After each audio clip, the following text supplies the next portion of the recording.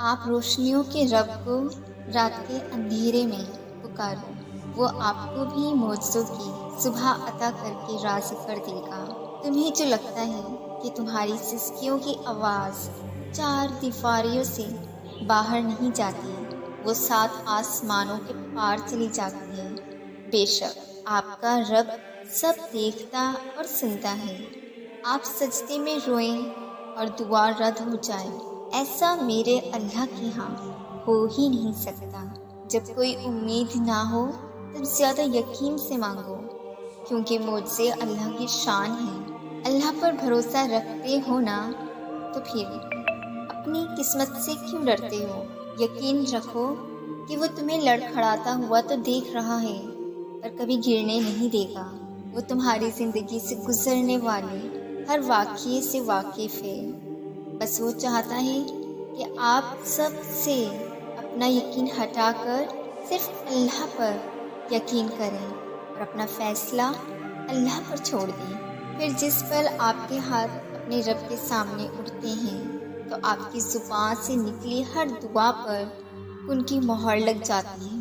جو اللہ آپ کے لیے چاہتا ہے، کیا آپ اس سے بہتر اپنے لیے چاہ سکتے ہیں؟ دعائیں تمہاری سب قبول ہوں گی، بس تھوڑا وقت کا انتظار کرو، اور تمہاری تہجد کی دعاؤں کی وجہ سے تمہیں وہ حاصل ہو جائے گا جس کا تمہیں انتظار ہے۔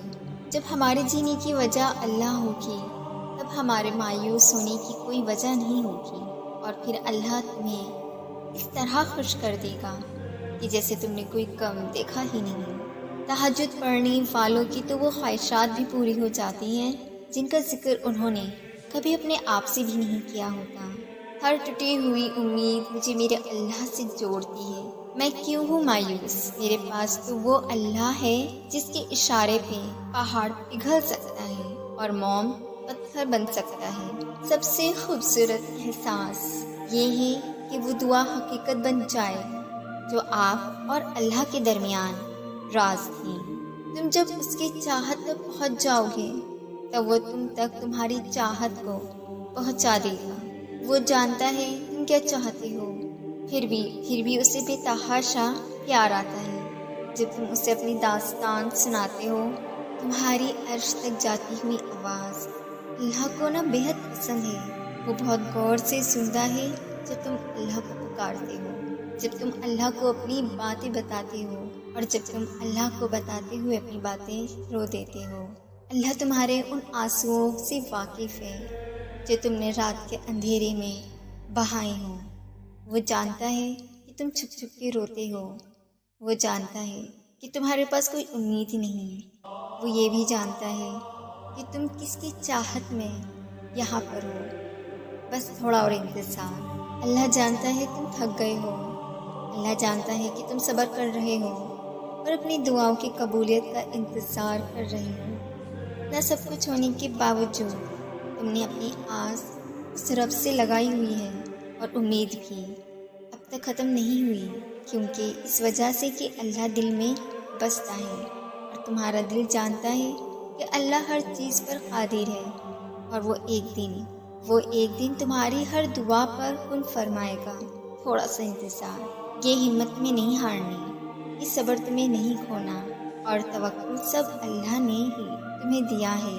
یہ جو تم اتنی مضبوطی سے ان کٹھن راستوں کو طے کر رہے ہو نا، اس چیز کی ہمت تم کو نہ صرف اللہ نے دی ہے۔ یہ جتنے وسوسے آ رہے ہیں نا، یہ سب شیطان کی وجہ سے ہے، مگر یاد رکھو کہ شیطان تمہیں وسوسے دیتے دیتے تھک جائے گا، اور جب وہ تمہارا یقین اتنا پختہ دیکھے گا اللہ، تو تمہیں خود ہی تمہارے توکل کی وجہ سے تمہاری ہر دعا پر کن فرما دے گا۔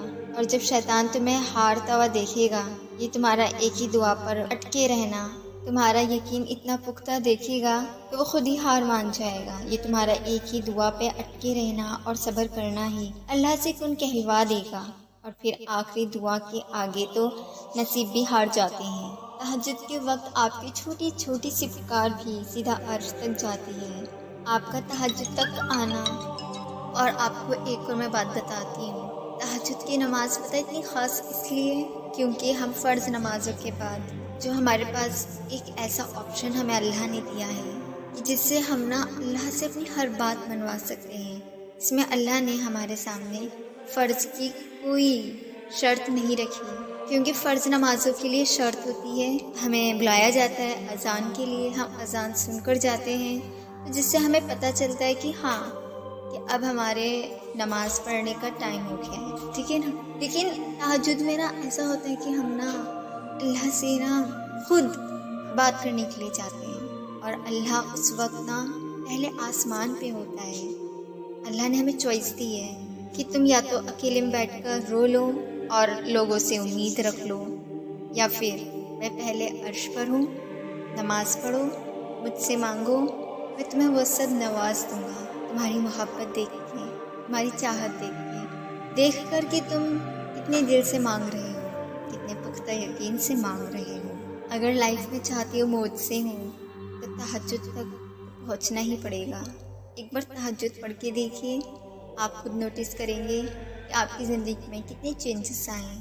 اور ایک چیز اور آپ کو بتاتی ہوں، میں نا تہجد بہت زیادہ اپنی نا مطلب کہ ایز اے فرینڈ لے کے چل رہی ہوں۔ یہ نہیں کہ میں نا اپنی عشاء کی نماز پڑھی اور اپنے ہر کام میں لگ گئی، بس بات ختم، نہیں۔ میں نماز پڑھنے کے بعد اپنا تھوڑا کام کرتی ہوں، اس کے بعد میں اللہ سے باتیں کرتی ہوں، ادھر ادھر کی بیکار کی چیزوں میں اپنا ٹائم ویسٹ نہیں کرتی۔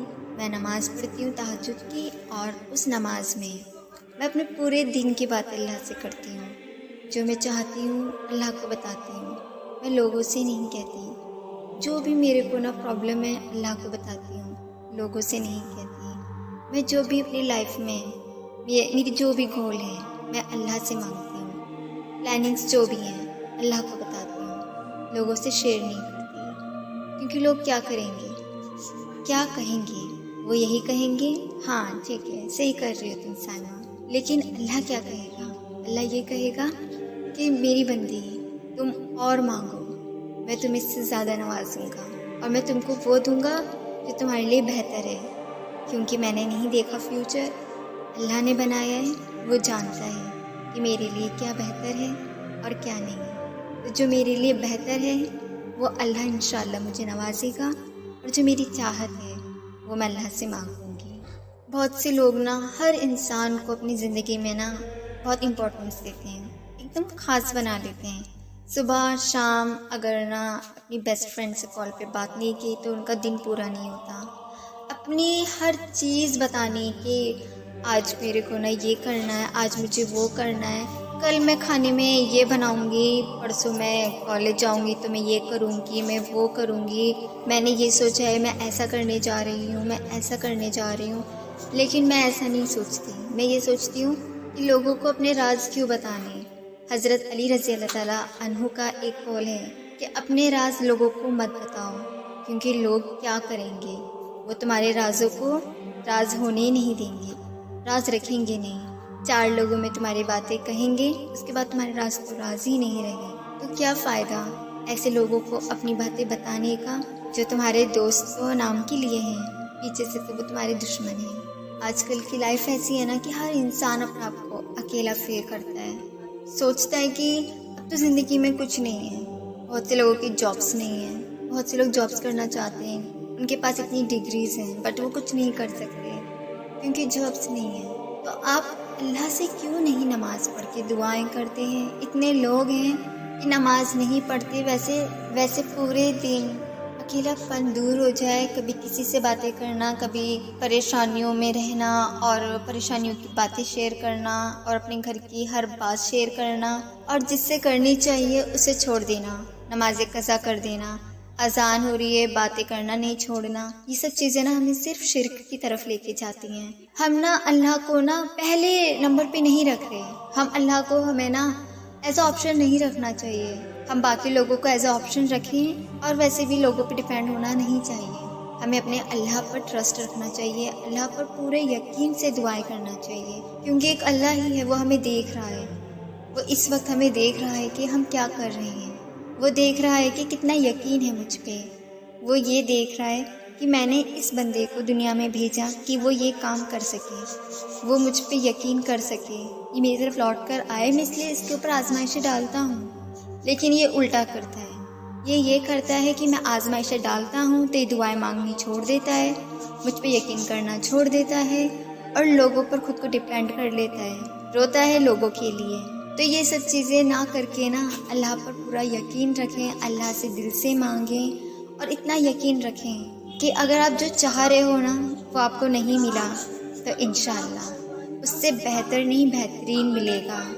اور یہ میرے اللہ کا وعدہ ہے کہ جو تم چاہو گے میں تمہیں دوں گا، لیکن تم کو مجھ پر پورا بھروسہ رکھنا ہے، پورا یقین رکھنا ہے اور میں تمہاری ہر دعا پر کن فرما دوں گا۔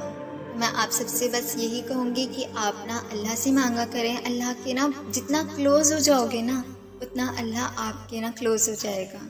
آپ اللہ کی طرف صرف چلو گے نا اللہ آپ کی طرف بھاگ کر آئے گا، کیونکہ اللہ تعالیٰ نا بس آپ کو یہ دیکھنا چاہتا ہے یہ جو پریشانیاں آزمائشیں ہیں نا یہ صرف اللہ کی طرف سے ہیں کہ آپ اللہ کو یاد کرتے ہو یا نہیں۔ چھوٹی سی کوئی پریشانی آتی ہے تو آپ اللہ پر سے یقین ہٹا دیتے ہو اپنا، اس اللہ پر سے یقین آپ کا ہٹ جاتا ہے جس نے آپ کو پیدا کیا ہے، جس نے آج تک آپ کے ساتھ نہ برا ہونے ہی نہیں دیا، برا ہونے سے پہلے آپ کو بچا لیا۔ بہت سے لوگ اپنے نصیب پر روتے ہیں کہ کاش میرے نصیب میں وہ چیز ہوتی تو کتنا اچھا ہوتا۔ تو کیا آپ اس چیز کی گارنٹی لے سکتے ہو کہ وہ چیز اگر آپ کی لائف میں ہوتی تو بہت اچھا ہوتا؟ نہیں، وہ چیز آپ کے لیے بیسٹ تھی ہی نہیں، اس لیے اللہ نے وہ آپ سے دور کی۔ کیا معلوم اگر وہ چیز آپ کے ساتھ ہوتی، آپ کے پاس ہوتی تو شاید آپ نہ ہوتے، کیونکہ ہر چیز کے پیچھے نا اللہ تعالیٰ نے ایک راز رکھا ہے، اور وہ چیز اگر آپ کو مل جاتی تو ہو سکتا ہے آپ برباد بھی ہو سکتے تھے۔ تو آپ کو نا ہر چیز میں نا یہ دیکھنا چاہیے کہ آپ کو اگر وہ چیز نہیں ملی کیوں نہیں ملی، اس لیے نہیں ملی شاید وہ آپ کے لیے بیسٹ تھی ہی نہیں، کیونکہ ہم اکثر دعاؤں میں یہی مانگتے ہیں کہ یا اللہ ہمیں وہ عطا فرمانا جو ہمارے حق میں بہتر ہو، تو شاید آپ کی دعا پہ اللہ نے کن فرما دیا ہو اور اس لیے آپ کو وہ چیز نہیں ملی کیونکہ وہ آپ کے لیے بہتر نہیں تھی۔ تو فرینڈس میں یہاں پہ اپنی ویڈیو اینڈ کرتی ہوں، مجھے آپ اپنی دعاؤں میں یاد رکھیے گا۔ جب تک کے لیے اللہ حافظ۔